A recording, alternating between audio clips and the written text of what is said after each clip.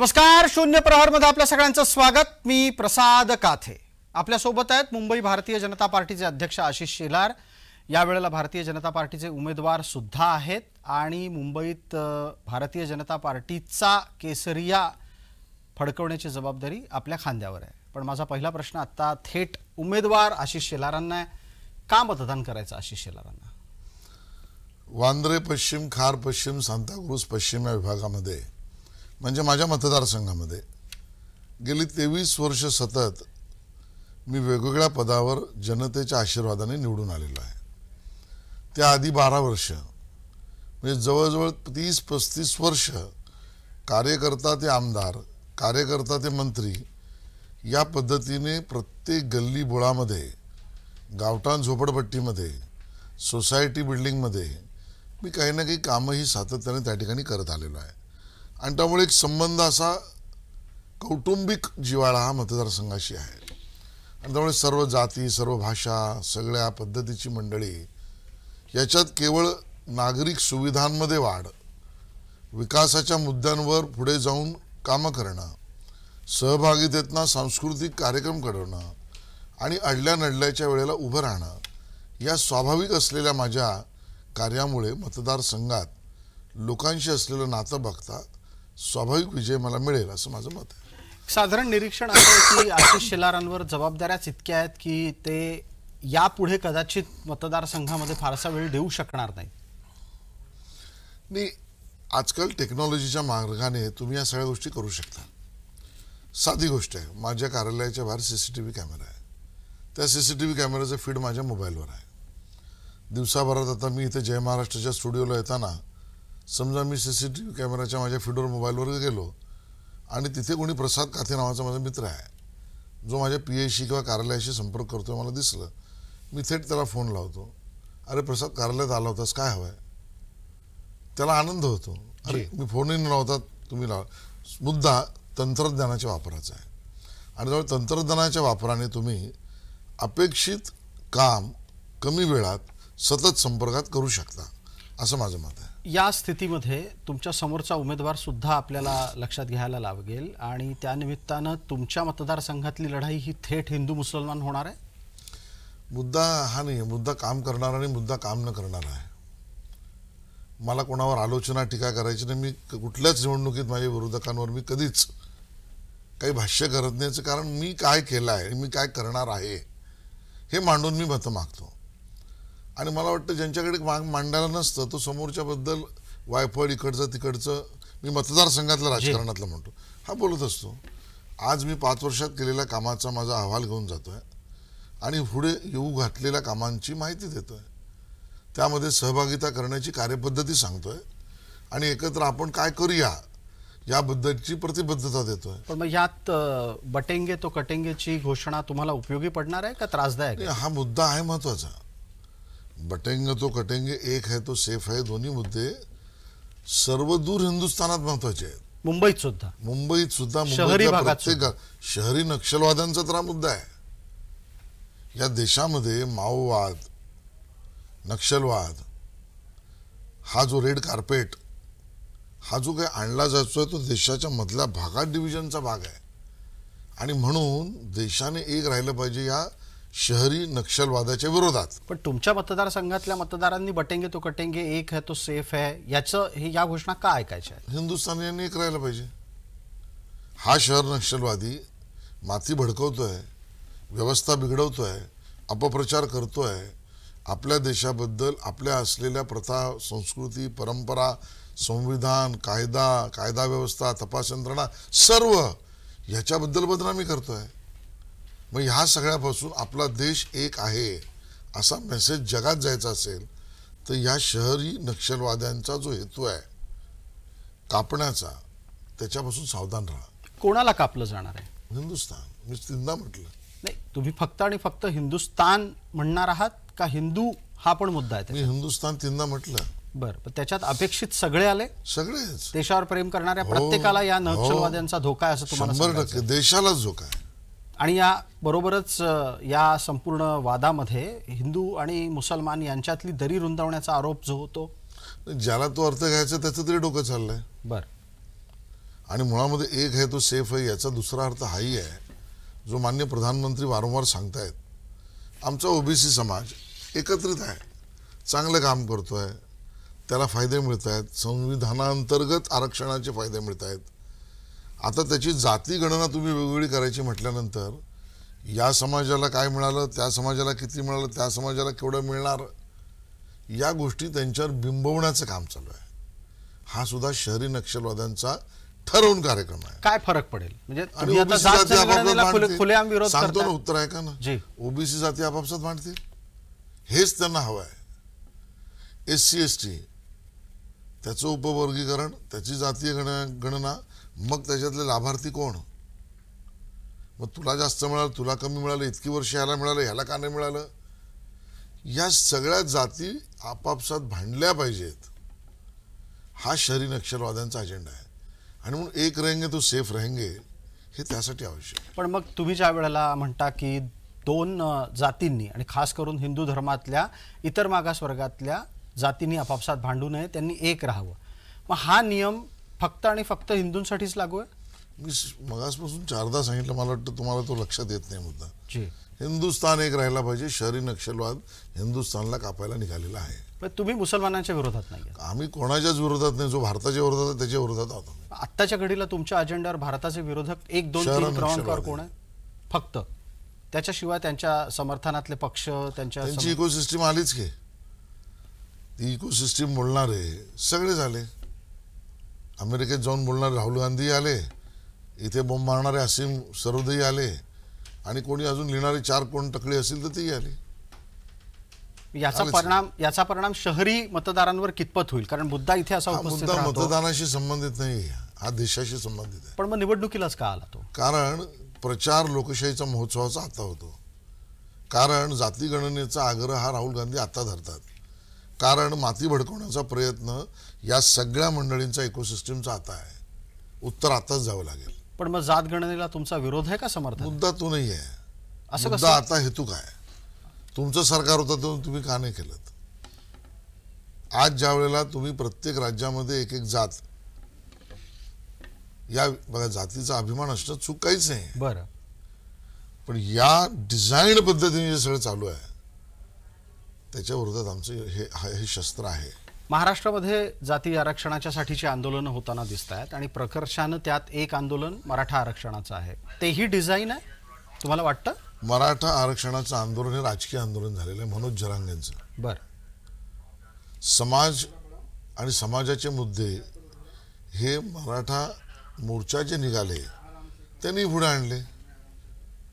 त्यांनी या सगळ्यामधला कायदा बनवला, तो देवेंद्रजींच्या सरकारने बनवला, तो टिकला, हायकोर्टात सुप्रीम कोर्टात टिकला, त्याचा फायदाही काही लोकांना. आज कायदा आला, EW म्हणजे इकॉनॉमिकल विकर सेक्शनचा फायदा मिळाला मराठा समाजाला. मग ह्या सगळ्या असताना मला ओबीसीतच आरक्षण पाहिजे, मला तिथूनच नक काढून पाहिजे, आणि मग मी पाडीन, उभं करीन, मी एकालाच टार्गेट करीन. हे काय आम्हाला कळत नाही का राजकारण, आणि जनतेला कळत नाही का? पण मग हे डिझाईन कोणाचं आहे? नाही, मला वाटतं या सगळ्यामध्ये एक मोठी योजना आहे. ती योजना येईल हळूहळू समोर. हळूहळू म्हणजे किती? आता झालं, निवडणूक आली आहे, सीबीआय नाही ना, येईल ती माहिती समोर. सीबीआय तुमच्या ताब्यात आहे? नाही नाही, हा तुमचा गैरसमज आहे. पण प्राप्त स्थितीत सीबीआय एक वेगळी इंडिपेंडंट व्यवस्था आहे. मग प्राप्त स्थितीत हे डिझाईन आहे, इथपर्यंतचा निष्कर्ष कुठल्या आधारावर आला? आमच्या अभ्यासावर. तो अभ्यास काय सांगतो, कोणाचं डिझाईन आहे, हाच माझा प्रश्न होता. डिझाईन शहरी नक्षलवाद्यांचा आहे. अच्छा, मनोज जरांगेंच्या आंदोलनाच्या मागे शहरी नक्षलवादी आहेत. मी मनोज जरांगेंचं नाही म्हटलं, ह्या पद्धतीने उभ्या राहिलेल्या डिझाईनचा मुद्दा सांगितला. बरं. आणि मनोज जरांगे राजकीय आंदोलन करतायत. ते राजकीय आंदोलन करण्याच्या मागे कुठला तरी राजकीय पक्ष असला पाहिजे ना? मला वाटतं तो येईल समोर असेल तर. पण आता तुमच्या अभ्यासाने काही, मला ते राजकीय भाष्य करतायत एवढंच मला म्हणायचं. तुम्हाला वैयक्तिकरित्या कोकणात हा मुद्दा कितपत चालेल असं दिसतंय? कारण आता आपण निवडणुकीच्या निमित्तानं चर्चा करतो आहोत. कुठला मुद्दा?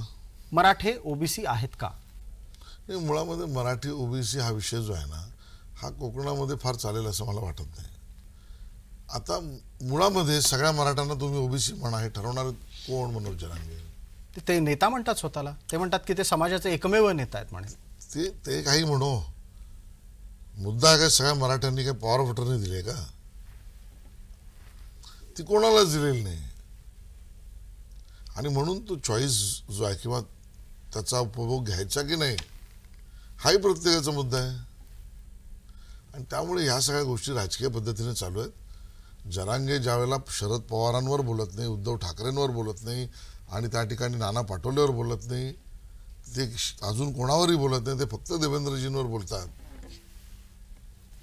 ही त्यांची सचोटी आहे का हे त्यांनी ठरवा. मग आता मला सांगा, मनोज जरांगे तुम्ही म्हणालात शरद पवारांवर बोलत नाहीत, पटोलेंवर बोलत नाहीत, अजून कोणावर म्हणजे थोडक्यात महाविकास आघाडीवर बोलत आहेत, उद्धव ठाकरेंवर बोलत नाहीत. ते देवेंद्र फडणवीसांवर बोलत असताना भारतीय जनता पार्टीचे नेते त्यांच्याकडे आशीर्वाद घ्यायला का जातात? लोकशाहीमध्ये कोणी कोणाला भेटायला काय अडचण नाही.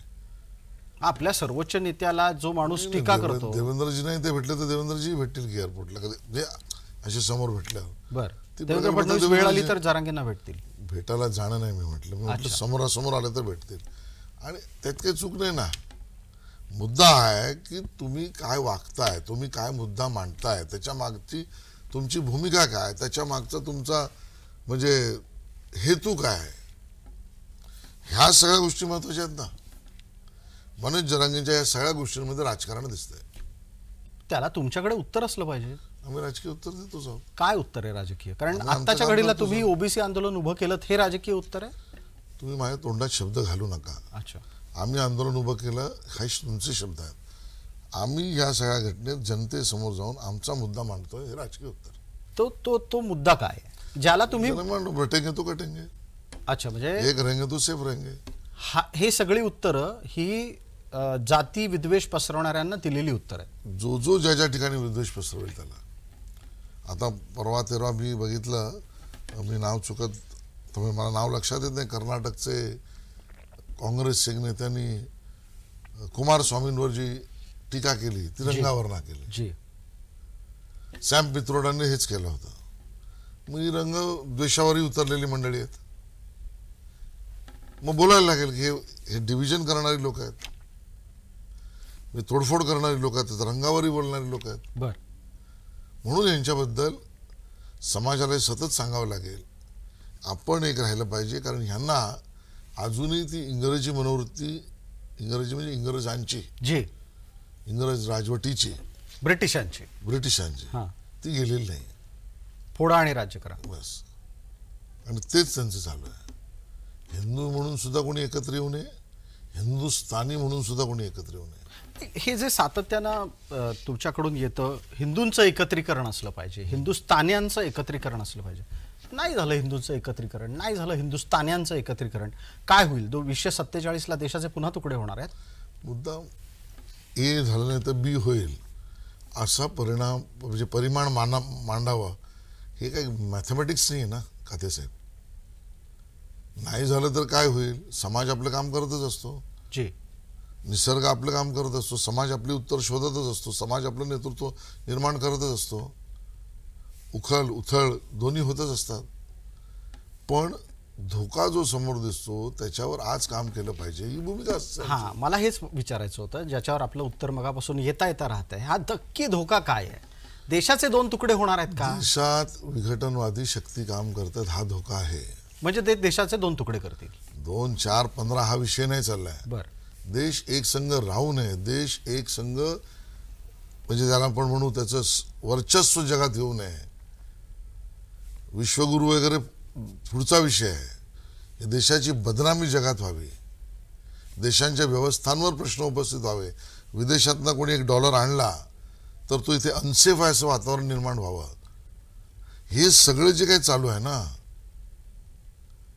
हे घातक आहे, हे विघटनवादी आहे.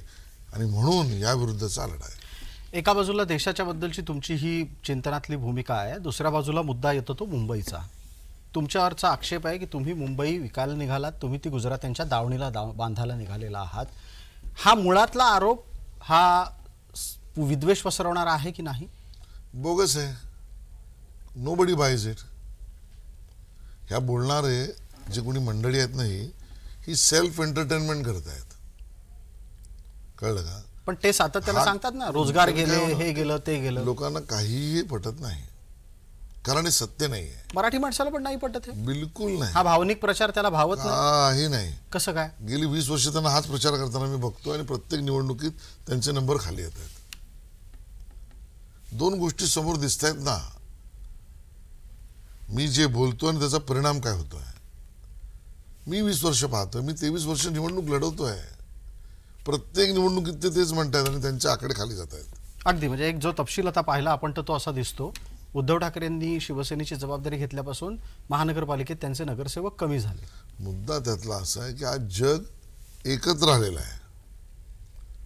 मराठी माणसाची संस्कृती, प्रथा, परंपरा, सन्मान, भाषा, अभिमान आणि त्या अर्थाने मराठी पण टिकणं जी याच्याशी 100% आम्ही कमिटेड आहोत. आशिष शेलार व्यक्तिगतरित्या का पक्ष म्हणून? पक्ष म्हणून पण आहोत. भाजपच्या तोंडवळ्याकडे पाहिलं की वाटत नाही की तो मराठी माणसांचा? मला काय वाटतं सोडून द्या, आमचा भुक्षाची भूमिका मांडतो मी. भाजप मराठी माणसासाठी 100% 100 मराठी माणसासाठी सगळ्यात जास्त काम भाजपने केलंय. कसं काय?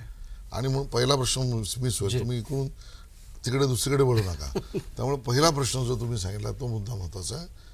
मग याचा अर्थ भाषा संवादाचा माध्यम आहे आणि दुसऱ्याशी संवाद असू नये. हे असं आहे की आमच्याकडे एअरपोर्ट हवा, पण आमच्याकडनं एअरपोर्टवरनं रशियाचं विमान नको, मग एअरपोर्ट कशाला हवा? तुम्ही एकांगीपणे विकास करूच शकत नाही. बर. आणि विकासाच्या मुद्द्यावर असलेल्या स्पर्धेमध्ये उतरायचं असेल तर ते स्पर्धेतले जगाचे नियम आहेत, त्या जगाच्या नियमात तुम्हाला पुढे उतरावं लागेल. आणि हे मराठी माणूस सुद्धा ओळखतो आणि म्हणून मराठी माणूस जगातल्या स्पर्धेत सुद्धा पुढे आहे. नाही असं नाही आहे. नाही, तो आहे कोणाच्या सोबत? राजकीय दृष्ट्या तो आत्ता कोणाच्या सोबत आहे? शिंदे, ठाकरे, भाजप? हा मुद्दाच नाही. मराठी माणूस सगळ्यांना वोट देत असेल, तो वोट कोणाला देतो हा मुद्दा नाही आहे. हा मुद्दा त्याला 100% पटतो की नाही हा मुद्दा चाललाय. नाही, जो अस्मितेचा मुद्दा. अस्मिता हा विषय मुद्दा वेगळा. जे मला सांगितलं की आम्ही मराठी अस्मितेबरोबर आम्ही आहोत आणि आम्ही काय केलंय म्हटलं तर दुसऱ्यांनी काय केलंय. बॉम्बेचं मुंबईचं नाव आम्ही केलंय. राम नाईकांनी केलं. अरे आम्हीच केलं ना. जी. भारतीय जनता पक्षाने बॉम्बेचं मुंबई नाम केलं. मुंबई हायकोर्ट नाव आम्ही केलं. छत्रपती शिवाजी महाराज आंतरराष्ट्रीय विमानतळ आम्ही केलं. छत्रपती शिवाजी महाराजांच्या अष्टमुद्रा आमच्या नेव्हीच्या आणि संरक्षण यंत्रणांच्या झेंड्यावर, आता गणवेशावर. किती उदाहरणं द्यायची. मराठी भाषा अभिजात दर्जा करण्यापासून पाली भाषा अभिजात दर्जा करण्यापर्यंत, आमच्या बाबासाहेबांची पंचतीर्थ विकसित करण्यापासून या सगळ्या गोष्टी आम्ही काय केलं काय नाही. त्यांनी आरोप केला ना पुतळा पाडलात म्हणून. पुतळा पाडला असा त्यांचा आरोप आहे. पुतळा पाडला म्हणणाऱ्याच्या डोक्यावर तो पडलेला माणूस आहे. पाडला, हा पाडला म्हणणारा जो कोणी नेता किंवा व्यक्ती असेल तो डोक्यावर पडलेला आहे. कसं काय? पाडला म्हणजे काय? त्यांचं म्हणणं आहे की षडयंत्र आहे म्हणे. तुम्ही षडयंत्र करून पाडलात पुतळा. जो म्हणेल त्याला माझ्या समोर आणा, त्याची मी चर्चा करेन. बर. मूर्खपणा आहे तो. पुतळा दुर्घटना घडली, या दुर्घटनेला पाडला म्हणत असतील तर किती नीच स्तरावरचं राजकारण ती व्यक्ती करते असं मला शब्द वापरायला लागेल. तुमच्याकडे त्यांचं नरेटिव्ह खोडून काढण्यासाठी काय आहे? नरेटिव्हच नाही ते. Nobody boys it. काय नरेटिव्ह? असं कसं? त्याची चर्चा होते, ते बऱ्यापैकी व्हॉट्सअपवर फिरवलं जातं. मीडियामध्ये होत असेल. मतदारांना याच्याशी काही फरक पडत नाही. आता मगाशी तुम्ही तंत्रज्ञानाचा उल्लेख केलात. हो, या तंत्रज्ञानाचा वापर काही करून मी ते तुम्हाला मुद्दे आकडे पोहोचवतात. सांगितले. काही मतदार याच्यावर मतदान करत नाही. मग या वेळेला मतदान कशावर मतदान करणार? विकास. काय व्याख्या आहे तुमची विकासाची? विकास, इन्फ्रास्ट्रक्चर विकास, रोजगाराचा विकास, या ठिकाणी असलेल्या सेवा सुविधांचा विकास, सामाजिक व्यवस्थांचा विकास. मुद्दा आता आपण 21व्या दशकाकडे चाललोय आणि म्हणून मराठी माणसाचा सन्मान हा स्वाभिमानाचा विषय मान्यच आहे. पण त्या नावाखाली काहीतरी बंधूपणा करणे हा सगळा बंधूपणा आहे. कुठला? हे जे काय इथे गेलं तिथे गेलं, काय गेलं, कुठलं गेलं? एअर इंडियाची बिल्डिंग इथेच आहे. त्याला काही चक्र लागलेत का? त्यांनी हिरे व्यापार नेला असा आरोप केला. कुठे कोण गेलं हिरे व्यापाराला? मी बोलणाऱ्याने दाखवा ना आकडा. गेलाय तर किती गेलाय? टॅक्स कलेक्शन कमी झालंय, जीएसटी कलेक्शन कमी झालंय, रोजगार गेलाय, इथल्या ओसाड पडल्यात. इमारती जर बांधलेल्या असतील तर झालंय काय? काही नाही. उलट आहे, मराठी माणूस ह्या मुंबईतनं बाहेर जो गेला याला जबाबदार उभाटा शिवसेना आहे. बर, तुम्ही त्रास देताय का उद्धव ठाकरेंना? त्यांची सारखी सारखी तपासणी करता त्यांच्या सामानाची? कोणाचे? जो जो विमानात जाईल ते सामानाची तपासणी होतेच, बरं. नॉर्मली पण होते, स्क्रीनिंग मध्ये टाकावीच लागते. अहंकार असलेल्या माणसाला माझीच होते असं दाखवायची सवय असते. पण हे युरिन पॉट का घेऊन जावं कोणी? नाही, मला असतो असं काही प्रवासात सोबत नेतात? नाही, मला त्यातली काही माहित नाही. आत्ता तुम्ही बऱ्याचदा विमानतळावर जात असाल, तुमच्या वरिष्ठ नेत्यांच्या आगमनाच्या निमित्तानं तिथे वावरत असाल, तुम्हाला तिथल्या सुरक्षा यंत्रणांच्या बद्दलचे नियम निश्चित माहीत असतील. तुमची झाली आहे तपासणी? तुमच्या मला सामानाची कधी झाली आहे तपासणी? सगळ्यांच्याच होते. बरं. तुम्ही आता गेलात गोव्याला तर तुमची एअरपोर्टला तपासणी होणारच. त्यात मुद्दा काय आहे? मुद्दा फक्त सिंपती क्रिएट करण्याचा आहे. आणि मला तपासताय? अरे मला तपासताय म्हणजे काय? तुम्ही विमानतळाला आलात, तुम्हाला तपासणार. नाही, पण ते पंतप्रधान मोदींना तपासत नाही अशा प्रकारचा तर्क असं लावतात ना. त्यांचं म्हणणं आहे ना. जी. विमानतळात विमानात जाण्याआधीच प्रधानमंत्र्यांच्या सुरक्षेची सगळी कडी व्यवस्था असतेच, ती बिना तपासाशिवाय असते का? हे बोलणारे लोक अज्ञानी आहेत. मग उद्धवजी असतील तर उद्धवजी पण अज्ञानी आहेत. त्यामुळे केवळ आपलं पकपक पकपक पकपकणा करायचा. लोक कंटाळले त्या गोष्टीने, म्हणून मी तुमचं अभिनंदन करेन. अरे, ह्या सगळ्याला जय महाराष्ट्राने जे उत्तर काढलंय, हे पकपक 9 वाजता करणारे बंद केलेत ना तुम्ही, हे अभिनंदनास पात्र आहात तुम्ही. पण हे त्यांना वाईट वाटतं त्याचं? कोणाला काही वाटू, शेवटी समाज प्रबोधनात एका दिशेने चालू असताना मला ह्याला काय वाटेल आणि त्याला काय वाटेल याच्यावर जगण्यापेक्षा समाजाला काय वाटेल हा महत्वाचा मुद्दा आहे. याच समाजाच्या चर्चेमध्ये तुम्ही मध्यंतरी दावा केलात नवाब मलिक दाऊदशी संबंधित आहे आणि या मी सगळ्या, दावा नाही केलाय, चार्जशीट आहे, FIR आहे. पण असा माणूस आता महायुतीचा उमेदवार आहे. आमचा उमेदवार नाही तो. हा, असं कसं असू शकतं? ताकाला जाऊन भांडण नाही ना लपवत आहेत शिलार कोणी साहेब. लपवलंय? आम्ही त्याचं काम करणार नाही, आमचा उमेदवार नाही, इतकं स्पष्ट म्हटल्यावर हा रडीचा डाव नाही? कसलं रेडी? तुम्ही आधी सांगता उमेदवारी देऊ नका, दिल्यानंतर म्हणता आम्ही प्रचार नाही करणार. हे तर लहान मुलांचं भांडण झालं. कसं बालिश सारखं बोलतो तुम्ही? त्या पक्षाला सांगितलं उमेदवार देऊ नका, त्याच्यात काय चूक आहे? पण त्यांनी दिला. मग काम करणार नाही. आधी सांगितलं देऊ नका, मग सांगितलं करणार नाही, दिलात तर ह्याच्यात चूक काय आहे? तिथे तुम्ही कोणाचं काम करताय? सुरेश पाटील आमचा शिवसेनेचा उमेदवार आहे, त्याचं काम करतो आम्ही.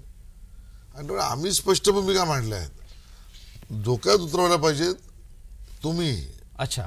स्पष्ट तर मांडलंय, देऊ नका सांगितलं, दिलं तर करणार नाही. हा, उद्या राज्यपालांच्याकडे आमदारांची हजेरी आणायची वेळ, फुल स्टॉप, त्याचा संबंध नाही. त्या एका मतांनी काही फरक पडणार असेल? काही होऊ दे, होत नाही. नवाब मलिकांच्या काही मताशिवाय होऊ दे, आमची भूमिका तीच. वेळ प्रसंगी सरकार नाही बनलं तरी चालेल, पण मलिकांचं समर्थन घेणार. मुळात आम्ही मेजॉरिटीने येतोच, तो विषयच नाही. अच्छा, आता तुम्ही एका मुद्द्याला आलात. मेजॉरिटीने येणार म्हणजे किती? तो माझ्या हातात आकडा नाही. मेजॉरिटीने आम्ही येऊ. महायुतीच जी मेजॉरिटी असणार ना? आहे तुझीच. अच्छा, आणि भाजपचे आकडे? नाही, मग त्याच्यावरचं भाष्य मी आज नाही करू शकत. मुंबईतला तरी किमान आकडा तुम्हाला सांगता आला? मला असं वाटतं की महाविकास आघाडी डबल डिजिटवर जाऊ शकणार नाही. अच्छा, महाविकास आघाडी मुंबईत, डबल हा? डिजिट म्हणताय? मुंबईत. अच्छा, मुंबईमध्ये म्हणताय. ओके. किती जागा येतील त्यांच्या? नाही, आज तर मी एवढंच सांगेन, डबल डिजिट मुश्किल आहे. एका आकड्यामध्ये आटपतील ते महाविकास आघाडी? आताच तरी चित्र आहे. आत्ताचं असं चित्र आहे. चित्र येत्या दिवसात बदलेल? मला नाही वाटत. राज्याच्या साठीची परिस्थिती काय आहे? महायुतीचं सरकार येईल. महायुतीचं सरकार आहे. आशिष शेलार मुख्यमंत्री पदाच्या शर्यतीत आहेत? छे, आमचा काही संबंधच नाही. असं कसं? कार्यकर्ता बोल के काम करेंगे भैया. और क्या? हिंदीत बोललात, कोणाला ऐकवायला बोललात? कोणाला? आता तुम्ही हिंदीत उत्तर दिलं. तुम्ही नेहमी कधी कधी हिंदीत गप्पा मारतो. एक प्रश्न पटकन विचारावा लागेल. आशिष शेलार यांच्यासाठी करिअरचा पुढचा गोल काय आहे? बघा, राजकारणी माझं करिअर नाहीच आहे. आम्ही ज्या पार्श्वभूमीवरून आलो या त्या सगळ्याला आम्ही करिअर कधी मानलंच नाही. आम्ही काम करत करत करत नैसर्गिक आलो. संघाचं काम केलं, विद्यार्थी परिषदेचं काम केलं, युवा मोर्चाचं काम केलं, करता करता नगरसेवक झालो. पक्षाने अजून जबाबदाऱ्या दिल्या. तर हे काही ठरवून आलेलं नाही. आमच्यासाठी कोणीतरी ठरवलं, आम्ही पक्षाचं काम करायचं ठरवलं. त्यामुळे आता हा करिअरचा मुद्दाच नाही माझ्या. मी माझ्या विचारधारेसाठी काम करणार. आणि तुमच्या विचारधारेला लोकांनी स्वीकारलंय असं वाटतंय का? हो आणि मतदान होतंय का तुमच्या बाजूने? हो. गेल्या वेळेला तर आपण म्हणजे पाहिलं की आळशीपणामुळे भारतीय जनता पार्टीला खूप फटका पडला. यावेळेला काय होणार आहे? आम्हाला अपेक्षित यश नाही मिळालं. त्याची कारणं खूप आहेत. ज्यात तो तुम्ही शब्द वापरला तोही कारण असू शकतो किंवा आहेच. पण आता त्या सगळ्या गोष्टी आम्ही आत्मचिंतन केलं आहे, त्याचं अवलोकन केलं आहे, त्याच्यावर अभ्यास केला आहे. आणि संघ कुठे आहे या सगळ्यात? आणि या सगळ्यात आमचा विचार परिवार आमच्याबरोबरच आहे. आम्ही त्यांच्याबरोबर आहोत. आपण या चर्चेमध्ये दावा केलेला आहे, तो आम्ही नोंदवून घेतलाय की मुंबईत खास करून महाविकास आघाडी ही डबल डिजिटमध्ये दुहेरी आकड्यात यश मिळवणार नाही, आजची परिस्थिती आहे. आणि राज्यामध्ये महायुतीचं सरकार येणार आहे. हे तुमचे दोन्ही दावे आपण नोंदवलेत. धन्यवाद, आपण वेळ दिलात त्यासाठी, आणि याची पडताळणी आपण वेळोवेळी करत राहू. हे होते भारतीय जनता पार्टीचे मुंबईचे अध्यक्ष आणि त्याचबरोबर मुंबईतल्या एका जागेवरचे भारतीय जनता पार्टीचे उमेदवार आशिष शेलार. या चर्चेत त्यांनी केलेले दावे आपण नोंदवून घेतोय. पुन्हा त्यानिमित्तानं चर्चेच्या आपण त्यांना बोलावू, भेटू. तुर्तास वेळ मर्यादेमध्ये ही चर्चा आटोपती घेतो. 0 प्रहरमध्ये इतकंच. पहा फक्त जय महाराष्ट्र.